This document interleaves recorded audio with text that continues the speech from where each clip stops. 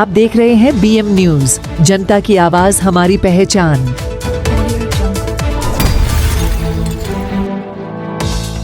जी प्राथमिक माहिती आहे, त्या प्राथमिक माहितीनुसार हा व्हायरस नवीन नाही आहे, यापूर्वी देखील हा व्हायरस आलेला आहे। पुन्हा त्या व्हायरसचा चेंचू प्रवेश होताना दिसतो आहे। या संदर्भात जी काही ॲडवायझरी आहे ती आम्ही लवकरच त्या ठिकाणी जारी करू।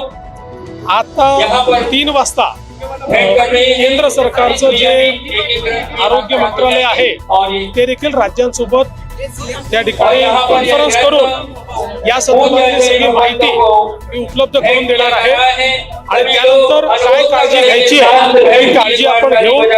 आता लगेच पूर्णपणे घाबरून जाण्याची आवश्यकता नाही। माझी माध्यमांनाही विनंती आहे की या संदर्भात कपोलकल्पित माहिती किंवा कोणी काही सांगतं अशा प्रकारची माहिती देऊ नका।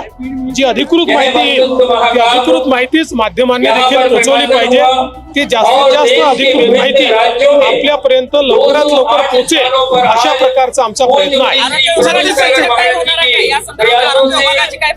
आज आरोग्य विभागाची बैठक झालेली आहे आणि आता केंद्रीय आरोग्य विभागासोबत बैठक ऑनलाईन चाललेली आहे।